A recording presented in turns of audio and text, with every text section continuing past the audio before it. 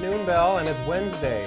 Welcome again to Deer Talk Now from the Deer and Deer Hunting headquarters. I'm Dan Schmidt, once again, along with Brian Lovett. How you doing today, Brian? Doing wonderfully. How about you? Excellent. As you can see, I've been gone for a little while. I've got the mow going for Movember. This is like the all facial hair edition of Deer Talk Now, I think, with the little beard and yeah, the you mow got going. yours going too. I think you got a head start on me, but it's been a really good month of November so far for the deer hunting. Well, it seems like it was. You guys were just down in Illinois. I say you guys. That was you and, of course, Jamie Wilkinson, and it was quite a successful trip, was it not? Yeah, we were down there with Chris Hermans and the Destination Whitetail Deer and Deer Hunting crew. It was an awesome hunt. We were there last week, and you know what was really neat about hunting in the Golden Triangle of Illinois is that you can hit that gun season during the rut, and we saw a lot of activity, a lot of bucks chasing does. We each killed really nice 8-pointers. We're hunting with Steve Bartilla, longtime Deer and Deer Hunting contributor. He's been on the show. Steve has been managing a property down there that is absolutely fantastic. And we also got to manage some of the doe segment in the herd, so we got to bring home a ton of venison, which is really cool. Some people might have seen that picture on Facebook. No, we didn't take all those deer ourselves. We donated those. A lot of venison went to a lot of families, and it was a great hunt. But you know, the rut was still going down there. I know it was still going up here a little bit in Wisconsin, and you got a little bit of taste of that last weekend too. Yeah, it was the gun season opener, of course, here in Wisconsin, and not bad conditions, a little warm both days, I guess, but seemed like deer activity was pretty decent. Although I myself didn't take a buck, there were quite a few good deer taken right around the area, actually. So, as we've seen in the pictures in the local sports shops here and everything. But it seemed like deer activity was certainly better than last year at this time. A little bit of fog opening day, but that actually cleared out pretty quickly, and it was, you know, another gun season in Wisconsin. Awesome, yeah, really memorable experiences. And you know, as we're talking, the deer have been dropping, and some really beautiful bucks. We got to show you some deer here from longtime Deer and Deer Hunting contributors, both for the magazine and the television show. Guys, why don't we just start flipping through some of these photos. That's Charlie Alsheimer. Charlie killed that awesome buck on his farm in New York last week during New York's gun season. Congratulations to Charlie, just a wide, beautiful, mature buck. Really happy that Aaron, his son, got one as well. This is Les Davenport. Les has been a fan of Deer Talk Now. We've had him on. Les is a longtime contributor for the magazine as well. Les killed this in Illinois, not very far from where we were hunting, with his bow, I think 2 weeks, or it might have been 3 weeks ago, but just a dandy buck. Les is one of the best bow hunters I know. It's a great deer. Awesome deer. Way to go, Les. This is Bill Marshall. A lot of people might not have seen Bill Marshall before, but they've seen his photos. He's one of the best photographers that we use. He shot this in Minnesota just last week during the bow season. Way to go, Bill. Awesome archery buck there. And Brian, you can introduce this one. Everybody knows Matt here. That's one we discussed a couple weeks ago. That is our good friend Matt Harper from Iowa, and that is a 178-inch 8-pointer. Just a tremendous buck. That is an incredible deer. Do we have some more here, guys? We got, that's Patrick Myteen. Pat has been a long-time writer for us for Deer and Deer Hunting. He killed this, and I'm going to get it wrong, I believe he shot it in Idaho. Awesome, awesome deer. But if you know Patrick, he is an incredible archer, and he takes a lot of these bucks hunting spot and stalk, which I really admire. And he does, this one he shot with a compound, but he does a lot of traditional archery as well. So he is a former big game hunting guide. And Reverend Zeke Pfeiffer right here shot this awesome deer in Nebraska. I believe this was last week. This is right before we left for Illinois.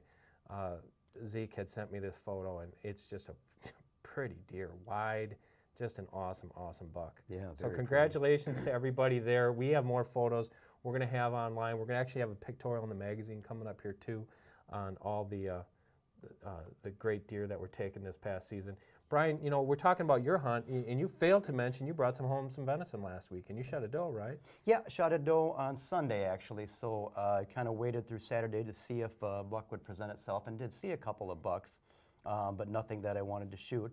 And then Sunday, about 11:30, it started getting warm, and I thought, well, if I'd better shoot one if I'm going to shoot one, and luckily enough had some waltz by and was able to take one. So there is venison in the freezer, which is always a good sign. That's awesome, and that's a perfect segue for today's show. Today we have the sporting chef Scott Leysath with us.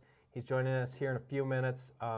Scott he's the host of the Dead Meat TV show on Sportsman's Channel. I'm sure you've seen it. He's a professional chef by trade, and he is a venison expert. Brian, I know that you personally worked on this book that we just came out with, and you have some really good insights into Scott as well. Yeah, it was really a pleasure to work on this book, if we can see it here. We did it this summer, and I did not know Scott before, but of course got to know him and working in the book, and it really, this cookbook goes above and beyond your typical cookbook. I mean, it talks about venison cooking basics, field care, and then also goes, I mean, super in-depth with 100 just fantastic recipes. And it was really, and it's also complemented by just fantastic studio photography done by a food stylist, illustrating, you know, the cooking process of some of these and the finished dish itself. So it was really kind of funny if I was working on this book this summer before lunch, I mean, to read these great recipes and then to sit there and get incredibly hungry thinking about all the venison, you know, that you could be making with this book. So again, it's a fantastic book, and we've actually got a tremendous deal on it right now at shopdeer.com. The book's cover price is $24.99, and right now for a limited time, I believe we have it at $16.99. $16.99. Which is 34% off. I mean, so just in time for the holidays, for that hunter in the house, I mean, this is a fantastic deal on a great book. 176 pages, 100 recipes, 100 photos. I mean, for $16.99, you can't go wrong. It's a screaming deal. And one thing, if you're a venison lover like we are, you're going to want to go on to Shop Deer, not only to pick up a copy of Scott's book, but we have so many venison resources there. We have a big sale going on again here. There's the number to call if you want to call in your order, or you can order it online at shopdeerhunting.com. Make sure you get your extra 10% off, and that's above and beyond the other sales. If you mention Deer Talk today, when you're watching this show, if you mention Deer Talk when you order, you're going to get 10% off. But you can get can cookers, you can get knives, cutlery sets, more venison cookbooks, and other processing equipment. The other thing that we have going on is we have a stocking stuffer sale coming up here for Christmas. It's there right now, and what that deal is you're going to get $10 off and free shipping for any order over, I think it's $49. So it's another great deal. Some of the more popular things we've been seeing that have been selling at Shop Deer right now is we have a brand new collection of Barnett crossbow items, not only crossbows, but scopes, broadheads, accessories, arrows, wow. All sorts of stuff. So if you're getting into crossbow hunting, or if you have a dad or an uncle or somebody who's getting into crossbow hunting, check it out. There's some really good deals there on Shop Deer. And the other thing I wanted to mention was we also have the Gut It, Cut It, Cook It books there, and the Stacey Harris venison books there. But we're going to talk to Scott. I just checked before we came in here, and we had more than 36 questions come in this morning for Scott. And there's everything from venison preparation to venison handling. We talk and we give our own opinions on it and things that we've done, but we want to talk to Scott because, like I said, he's a professional chef. He's done this for a very long time, and he's going to have some insights that I think that everybody's going to not only enjoy, but they might learn different ways of preparing their venison and handling it. Yeah, it was very interesting reading the book, like I say, coming from the perspective of a professional chef. I mean, you always hear conventional wisdom about, and I don't want to give away anything we're going to talk about later, but hanging deer, aging deer, you know, searing the outside of the meat, things like that. And Scott really has some interesting things to say about that in here. It was really an eye-opener to work on it. So, and I felt when I was reading it, or editing it, I should say, that it was going to make me a better cook, you know. So, I mean, there's a ton of great info in here, and hopefully we'll get to touch on quite a bit of these items during the show here today. Absolutely. Well, before we get to Scott, there was a few questions that didn't fit in the mold of what we're going to ask him, and want to get through some of these right now. The first one came from Randall Wilhite from Oklahoma. Randall wants to know, he's been seeing a lot of commercials for the Ozonics scent elimination system. He wants to know how this unit works and if we've personally tested it. And I want to tell Randall that I first used it about a month ago. Chris Hermans has used it. Brad Rux has used it. We've used it on filming for the TV shows. At first, I'll be honest with everybody, when I first saw this thing, I've used ozone generators in closets and things for clothes, and I thought they were very effective. But one that in a tree, I did not know how that would work. All I can say is every time I've hunted with this unit, it's a little unit, it screws into the tree, it's got a little motor on it, it makes a slight bit of noise, but it's not game spooking noise. And it's an ion producer that basically is supposed to eliminate your scent. All I can say is every time that I've used it so far, and we've been using it for the TV show, is I've had deer come downwind of me every sit, and I have not been winded once. And with that thing on, we have 2 people up in a tree, the deer come in. I mean, it's not even like you're wearing scent lock or something where they kind of get, you know, how they get that kind of a whiff and they don't spook out of there, but they just kind of, you know, ease out. Just not sure where it's at. Exactly. These deer were completely unaware that we're in a tree. And I have to give the credit to this ozonics unit. It's simply, so far from what I've seen, it's amazing. Now you have to charge it up. It has a rechargeable battery, and it does have a, it only operates for X amount of hours. I think it's 250 hours or something like that before you have to replace it. But one thing, I'm telling you what, I'm going to Iowa at the end of the week. I'm going to be absolutely sure it's with me. I'm that much of a believer in it so far. So. Yeah. Randall, what I would say is if you can have somebody get you one of these for Christmas, absolutely go for it. I'm very impressed with the ozonics unit so far. Like I said, deer don't lie. I mean, basically they get downwind of you, they don't smell you. Something worked, and I'm going to give the credit to that so far right now. There was another one that was a subscription question I wanted to get to. Is Willard Hall from Pennsylvania wants to know how can he renew his gift subscription that he's received several years now, because they don't get as many mailings from our circulation department. And the easiest way to do this is you can either open up your magazine, it's on page 2, right at the bottom of the contents page, it will tell you exactly where to call to renew your subscription. Or if you just go online right now, you're online right here, go to the main page, right at the top there's a tab, it says subscribe, and if you click on that tab, it's also going to have a renew tab. So you can renew your deer and deer hunting subscription right there. We have great holiday sales on subscriptions. I mean, we're practically giving these things away for what we have to spend to mail the magazine to you. $16.99 or $17.99, or even if it's $20.99, depending on how much offer you get. It's a tremendous deal for anybody, even if it's your own subscription or you want to get one for somebody else. Right, and an incredibly easy process to go through too, just online, just clicking the renew tab, and it's, you know, right there, and bang, you're done. And they can also auto-fill it for you. So if you want to just have that auto build to you, we can do that as well. Yep. So Brian, I think you might, Scott's going to call us in 2 minutes, so I think we had another couple questions on your end. Okay, I'm going to get to one here from Nathan Harvey in West Virginia. And he says, how do you calm yourself to shoot when a huge buck presents a shot?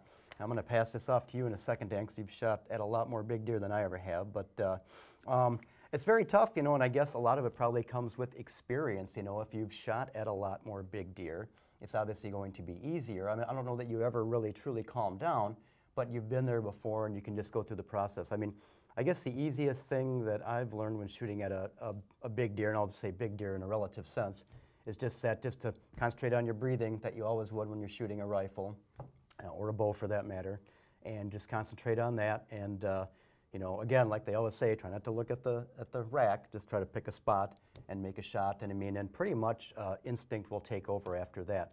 But like I said, you've shot at a ton more big deer than I have. What do you do when a big deer comes out? Ask Chris, what do I do to calm myself? I hit you. Chris hits me.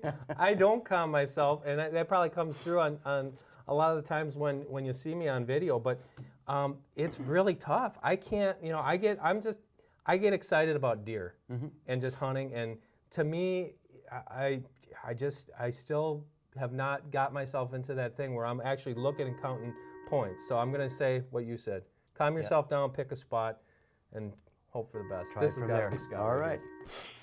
Good afternoon. This has to be Scott. How are you today, Scott? I'm very good, thank you. You got Dan Schmidt here along with Brian Lovett. Thanks for joining us on Deer Talk Now today. You know, we just got done shooting barn pigeons. Awesome. I know it's not high on your list, but it was. We're going to eat them next. That's kind of an up and coming thing, as I understand it. I saw an article in a national magazine about that. You're using decoys and the robo pigeons and everything, Scott, or? Actually, they used robo teal. Okay. Because they didn't have any robo pigeons, so they put robo teal, just some wadded up newspaper. Three of us killed 35 of them in about an hour and a half, maybe hour. Ooh, okay. So squab for dinner then, hopefully. Well, yeah, it's part of the Dead Meat Show where we cook and eat things that most people don't. Oh, excellent. That's excellent. awesome. We have Scott Leysath. He's the host of Dead Meat on Sportsman's Channel, along with us today. And Scott, you worked with Brian. This is a great book that we just came out with here recently, Better Venison Cookbook. Can you just maybe start us off before we get to the questions? You know, where did this idea come from, and how this project came to be? You know, I've got a couple other books that are kind of a fish and game cookbook. All things, you know, a lot of people don't really need a fish cookbook, but they want to know about how to make their venison taste good. And for the last couple of decades, as I've traveled the country and cooked thousands of pounds of venison, it's amazing to me the people that don't think venison tastes good, that they say it's gamey, it's livery, it's muttony. And so my mission here was to come up with 100 or so of my fail-proof go-to recipes that prove the point that if your venison doesn't taste good, you really shouldn't blame the deer. That's a great concept, because I just had that this weekend. We were talking to a lady at our church, actually, and she must be like 85 years old, and she's hopefully not watching because I don't want to offend her, but she said, "No, I don't like venison, never have." It's exactly what you said. She said it just tastes too gamey. I just bit my lip because I know to respect my elders, and I wasn't going to get into it with her there. But I knew that she obviously had somebody who hadn't handled it properly when she had eaten it.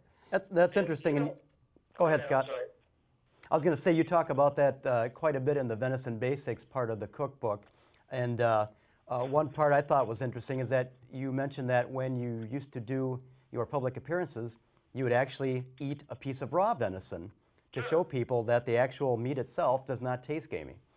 No, and the more you cook it, you know, if you can take a venison backstrap and you can cut it in half and cook half of it medium rare, the other half well done, and you have two completely different pieces of meat. You know, a lot of people say, well, I just don't like blood. If your animal is properly handled and it's hung as long as it needs to hang, and, you know, that kind of depends on the age of the animal. If you don't like blood, if the blood turns you off, if you go to a nice restaurant and order a well-done steak, what I strongly suggest is that you just basically soak your venison steaks in a little brine.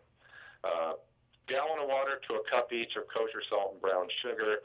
That takes the blood out and replaces it with brine. It adds moisture, and it doesn't change the flavor of the meat. It still tastes like venison. And I think if a lot of people would do that and just let the meat rest a little bit after it's done cooking so that those meat juices have a chance to redistribute, wear a blindfold if you have to, maybe drink a glass of wine, whatever it takes to steel your nerves, we can change your mind about if you've decided a long time ago that venison doesn't taste good. It's really, really simple.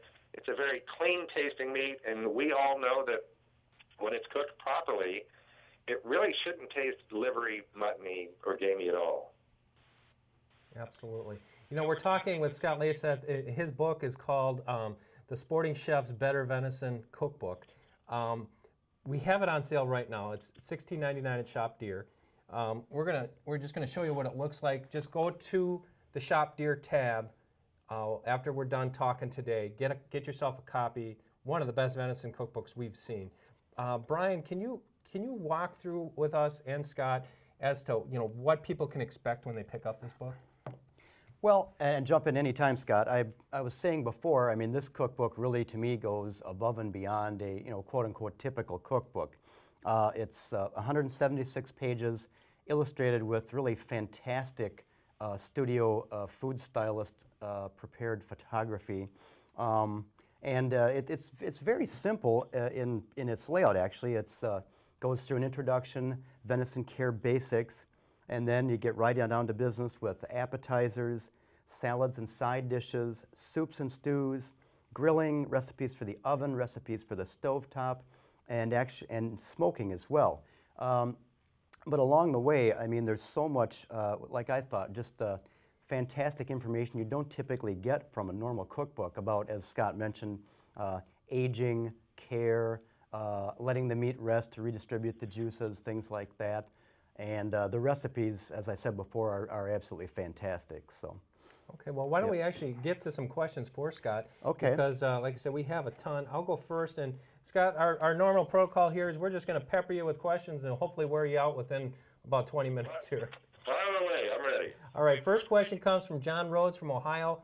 And John writes, Scott, I process my own deer, and when it is not cold enough to hang and age in his shed, he lets them hang in the refrigerator for 5 days before packaging and freezing. He said he recently read an article about spraying the meat down with vinegar to help prevent bacterial growth, and he wants to know your opinions on that method. I think it's unnecessary if you're going to put it in a refrigerator. If your temperature is correct, if you're in the 40-42 degree range, or less, you don't need to spray it with vinegar. To me, you really shouldn't hang your deer in a too warm of a temperature area anyway. If you're going to hang it in an unsafe temperature environment, I don't want to take any chances and assume that spraying it with vinegar is going to kill whatever shouldn't be there. Refrigerator is absolutely the way to go. For people that don't have a refrigerator and don't have a controlled temperature area, I highly recommend that you find a processor that will do it for you, that has the proper conditions to hang it. It does make a difference. The temperature does make a difference. And, if you've got a young deer and you don't hang it, I mean, in deer camp, it's not unusual to cut a backstrap or a tenderloin out and slap it on the grill from a fresh kill. And it tastes good, but it really has to go through that rigor mortis state in order for it to be tender. But it'll still taste good if you don't hang it at all. Okay, that's good advice. Excellent. Next question, Scott, comes to us from Jody Palmer in Florida.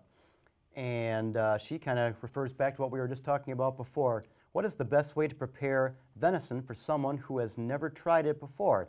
I have 6 grandkids. I would love to have them try it. The 2 oldest are dead set against it and won't try it. What's your advice? My favorite way to convince people that at any age that have decided they don't like deer is I use kind of sweet and sour flavors. One of the things that a lot of people do with their deer is they cut it up in little strips, soak it in teriyaki for 3 or 4 days, wrap it in jalapeno and bacon. We've all heard that one.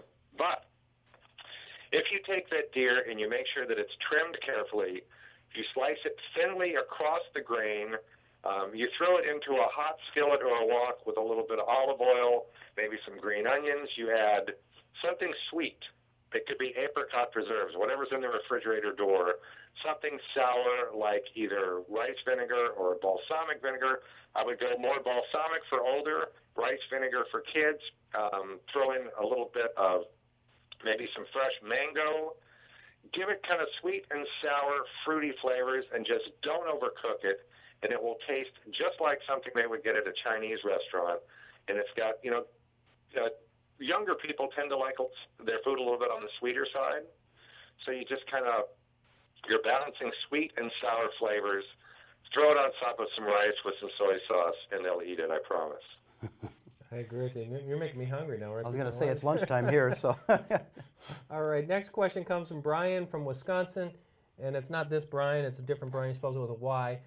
Brian wants to know, Scott, should I hang my deer head up or head down? What are the pros and cons to each method?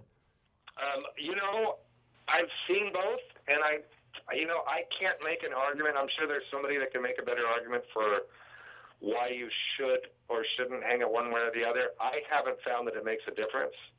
I've done it both ways, and I know that there's a perfectly good argument from both sides on why you should or you shouldn't. I just haven't been able to make a good argument for that. Yeah, I don't think it matters. The only thing that I would add to that, if I could, is in temperatures that aren't really cold, I prefer to hang it feet up because it allows that heat to get out of the chest a little bit faster than steaming up in the chest cavity if you're hanging it head up. But as you said, if it's cold enough to hang that deer, it's going to cool off no matter what. That's going to dissipate. So Yeah. that's a good question from Brian. Now this Brian. All right, this is from Ron Strustian in Ohio, and he asks, in your opinion, what is the best tasting cut of venison, and how do you prefer to prepare it? You know, I kind of go back and forth on it. Obviously, you know, everybody wants tenderloins, and a lot of people call backstraps tenderloins, but the tenderloin, as you know, is the inside muscle. If you like your meat really, really tender, go for the tenderloin, that little flat muscle on the inside, because it doesn't do a whole lot of work. In general, the part of the deer that I cook most often that way too many people grind up is the muscles out of the hindquarter. If you take that hindquarter and you take a nice sharp knife and you cut along the silver skin and remove each of those muscles and cut it along the grain in about 3 finger widths, and then cut it across the grain into medallions. And what I like to do is I use a little handheld tenderizer called a jacquard, Jaccard. It tenderizes the meat. And what I've found is that cooked properly, those hindquarter muscles, rub a little bit of olive oil, salt, and pepper, let it rest for a few minutes before you slap it on the grill. Very often, that's the one that people say, wow, that's really good backstrap.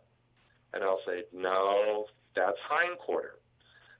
That's what I cook most often. That's what I do to change people's mind most often. You know, anybody can cook a tenderloin or a backstrap.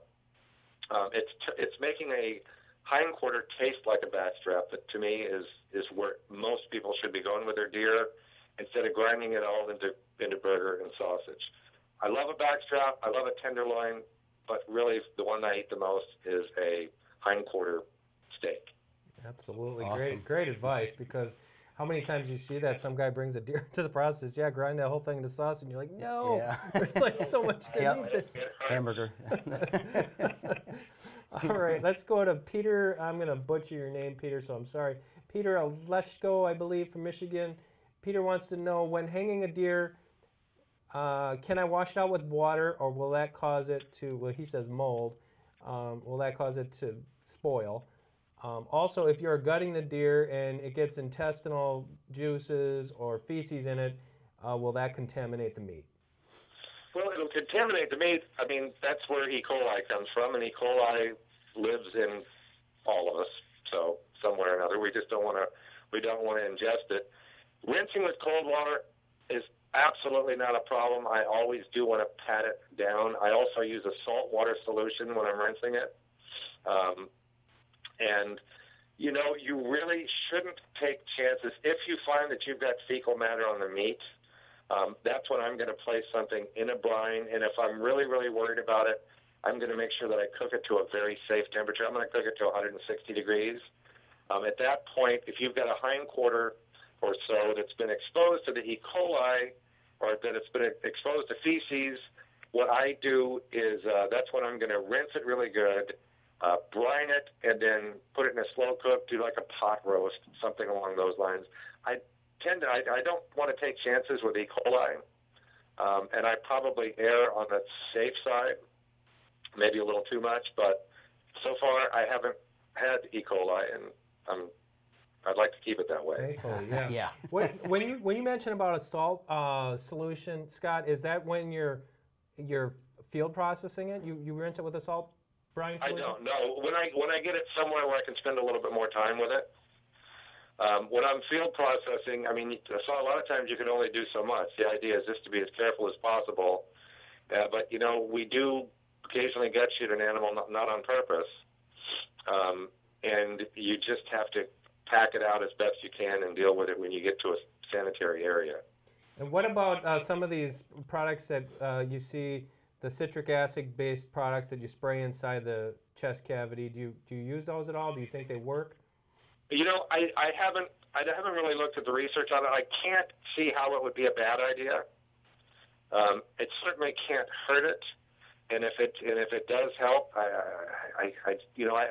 what I think really would make the biggest difference is in warmer climates, I see people driving around with a deer in the back of their truck all day. that's usually a bad idea. Bad idea. Yeah. Yeah, warmth and moisture is not a good idea for anything, especially meat. One thing that I agree with you on rinsing deer, I rinse all of my deer with cold water, but then I just pat them dry as Right. possible with paper towel to get those things as dry and cold as possible. Yeah. So, some good questions there from Peter. Okay, Scott, next one is from Jake in Wisconsin. And he asks, in your book you have an awesome recipe for venison shanks. I've always wanted to try this. Can you provide a little detail on where you cut them from the leg and how you trim them? You know, I'm trying to decide how to describe a shank and where it starts. To me, the shank is obvious where it is at the joint. You can actually, if you happen to cut above the joint or below the joint, it doesn't really matter where you cut the bone, because it's going to recede off the bone when the shank is properly cooked. If that makes any sense. And obviously we've got front and rear shanks, we've got fore shanks and rear shanks, and there's going to be more meat on the rear shank. So I'm not, there's the question on where to cut it. How can I adequately describe this so that somebody understands? I'm visualizing it. I go just at the joint where let's see here. Help me out here. Would that be right below the ham? Right below the ham. Right below the ham, and then.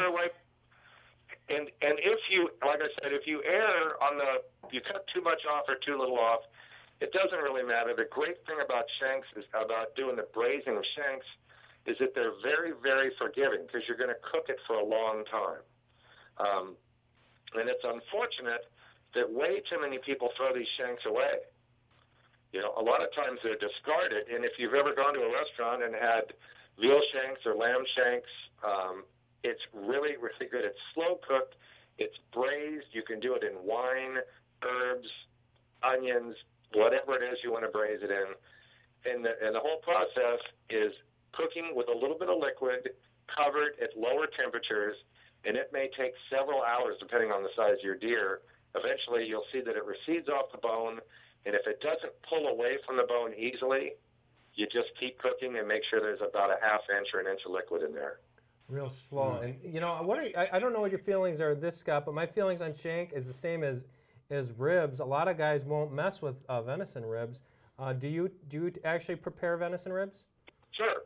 On the smaller animals, there's not a whole lot on them. But on the bigger animals, I prepare them the same way. I haven't found that they're great if you just take some venison ribs and slap them on the grill. That doesn't usually work. I braise them like I do the shanks. What I like to do is braise them about maybe 3/4 of the way, and then slap them on a grill, and they're great for hanging out around the grill or the barbecue while you're cooking something else. You got something to gnaw on. Right, and that's a great tip. Is if you're patient and you cook those slow, it's going to be just like some of the best venison you can have, and a lot of it is ignored, like Scott says. Right. A lot of guys just there's not much meat on there, but if you take the time and do it, it's not only going to be enough meat; it's going to be very tasty. Yeah, another cut. I'm sorry, Scott. And if it's not tender and tasty, really just keep cooking. Mm-hmm. Another cut I see folks kind of ignore a lot of times these days is the neck roast or just neck meat in general. What do you do with that, Scott? Neck roast, shoulder roast are the easiest things to cook. If you just rub them with olive oil, salt, and pepper, your favorite seasoning, brown them in a good cast iron skillet or under a broiler, throw it into a roasting pan, pour a can of beer in there, a couple of onions, celery, carrot, cover it up with foil, stick it in the oven, 325 degrees. Once again, we're going to go slow. In about anywhere from 6 to 8 hours, depending on the size of the animal, you're going to pull that neck roast or shoulder roast out, and the meat is just going to fall right off in chunks. And then you take that delicious, moist, tender neck roast meat and shoulder roast meat, and you can do anything with it. You can make tacos, stew, anything you can do with a pot roast. Put it into an enchilada. It's really good. I love neck roast and shoulder roast. And anybody that's ever tried to bone out a neck roast really shouldn't do that, because you can't. And I have tried that, by the way. You know, it's just not worth the effort. No. When you cook it slow, everything else, you know, the silver skin, the bone, it all goes one place, and then the meat just kind of, you can just pull it off in chunks. Same thing with that shoulder. It's, you know, to me, boning out a shoulder is way too much work. I prefer to do that. That's, if I'm going to overcook something, if I'm going to slow cook something, it's going to be a bone-in deer shoulder. It tastes so good, and at some point in the cooking, you're going to be able to grab the bone of that deer shoulder, and it'll come out completely clean, and the meat's just going to fall off in moist, tender chunks. I'm glad I have venison in the fridge for lunch, because Tracy made up a nice big pot of Pioneer potluck last night, and I'm glad she did that, because I'm getting awfully hungry here. We have a few more questions for you, though, Scott. Next one's coming from Gene from Wisconsin. Topic, venison sausage. And he says, Scott, I would like to make my own sausage. What do you find to be the best mix with venison, pork or beef, and what ratio? You know, I use about 20 to 25% pork. I use both. I use beef, I use pork. I'm a big fan of High Mountain Seasonings. They make a fail-proof, foolproof sausage mix that I've done the very same recipes with Canada geese, with ducks, with venison, and I have talked to a lot of people that make their sausage without any fat added. I don't like it as much. It's just too lean and too dense for me. But if you just take ground pork from the grocery store and you add about 20%, and you don't have to measure it, you can just eyeball it and mix that in with your ground venison. And obviously, with your ground venison, you need to avoid grinding in a lot of silver skin, you know, as much lean muscle and as little trim as possible is my recommendation. Pork or beef, it's really a matter of subjectivity, whether you like one or the other. I would try it with both. You can just take fatty ground beef and mix that in, 20, 25%. It's very forgiving, especially once you're making sausage. Fool around with it, make it once or twice. If it's not fatty enough for you, just add a little bit more. You know, some people like big hunks of cheese in it. Some people don't. It's up to what your taste is.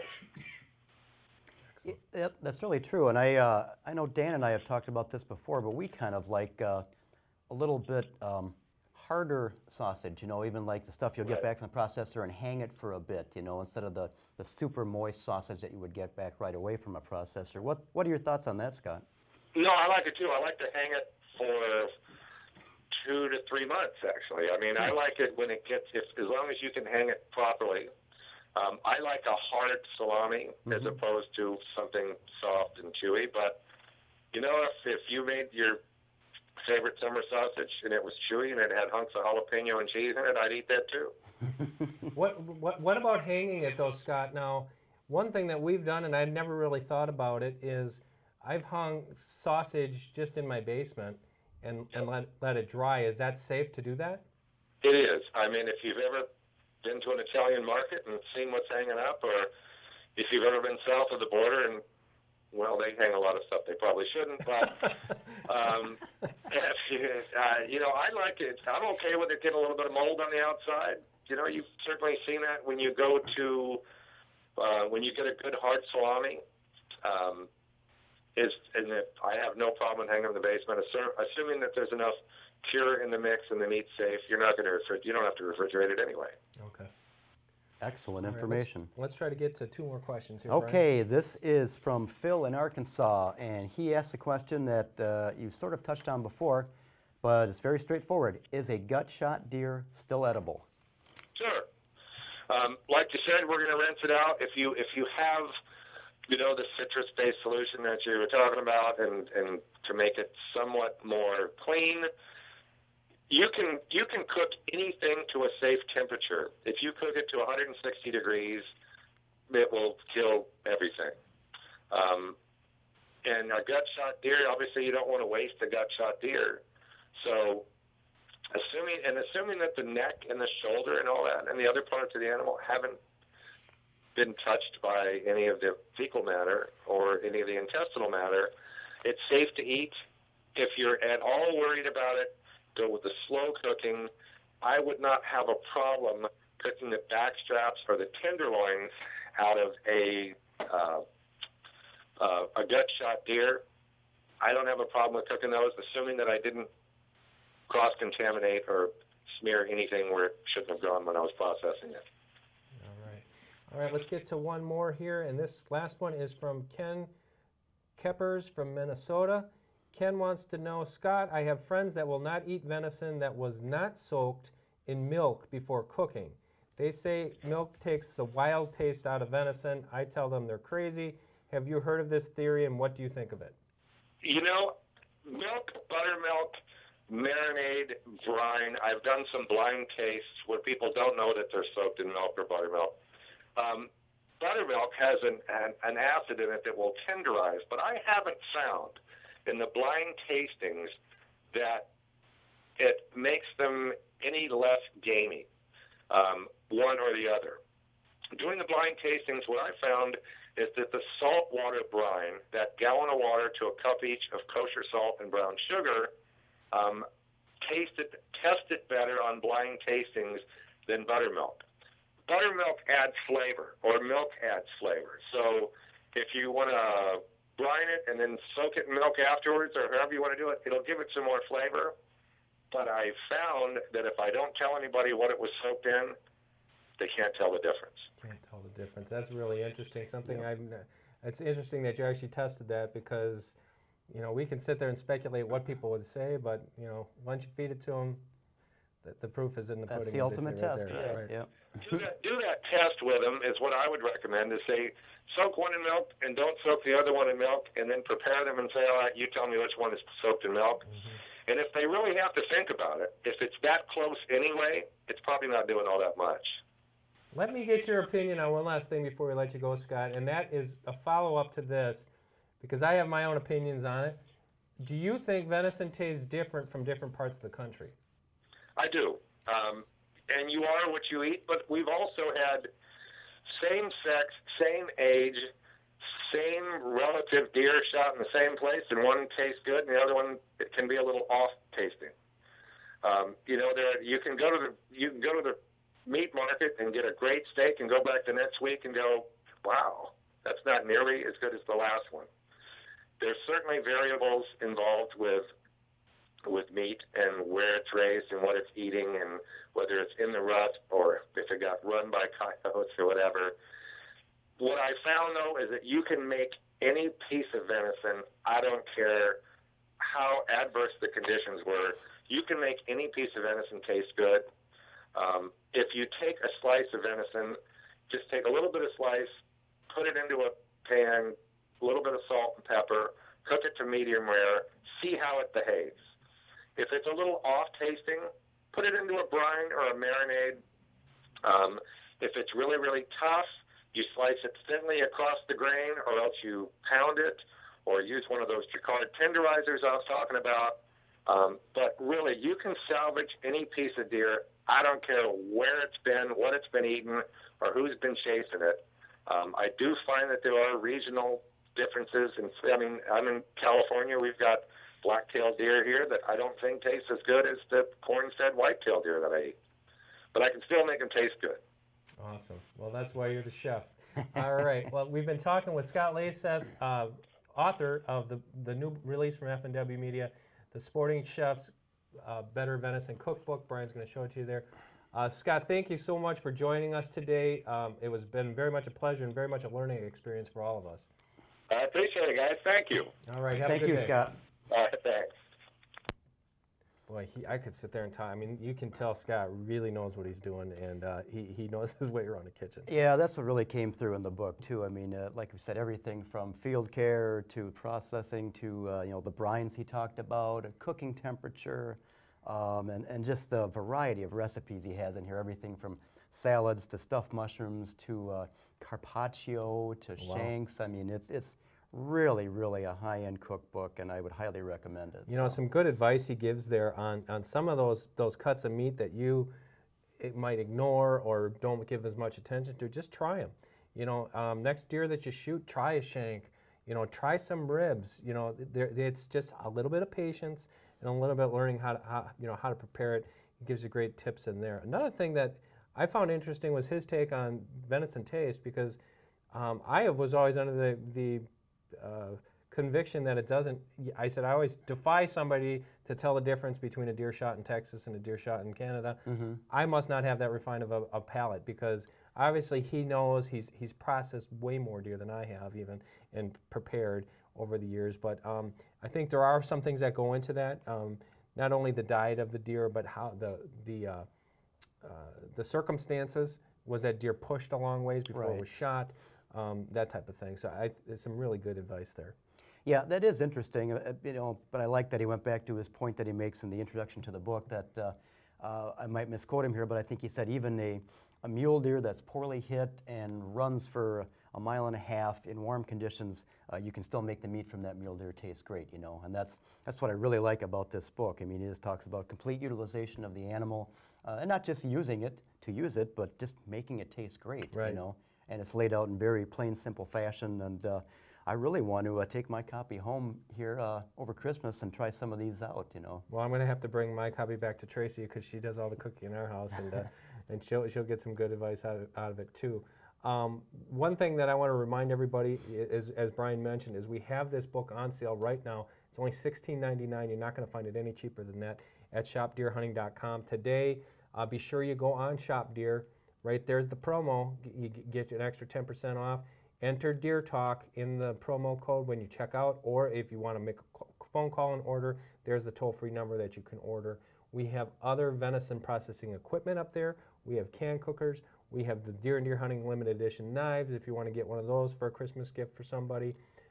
Lots of really great offers, and we have our stocking stuffer sale going on right now at shopdeerhunting.com. So be sure to check that out. And also, don't forget to order. We have the new 2013 calendars in stock and ready to go. This is the normal one that everybody's used to with Charlie Alsheimer's rut predictions. This is for next year, 2013. Another awesome calendar. Actually, this one has all of Charlie's photos in it this year. Some stunning photography by Charlie Alsheimer. And then we also have the page-a-day calendars. Those little, they're really awesome. Those little peel. It's a whitetail fact every day, whitetail photo every day of the year. Just feed your whitetail obsession. We have digital editions of the calendar if you want one for your computer at work. All sorts of really cool stuff.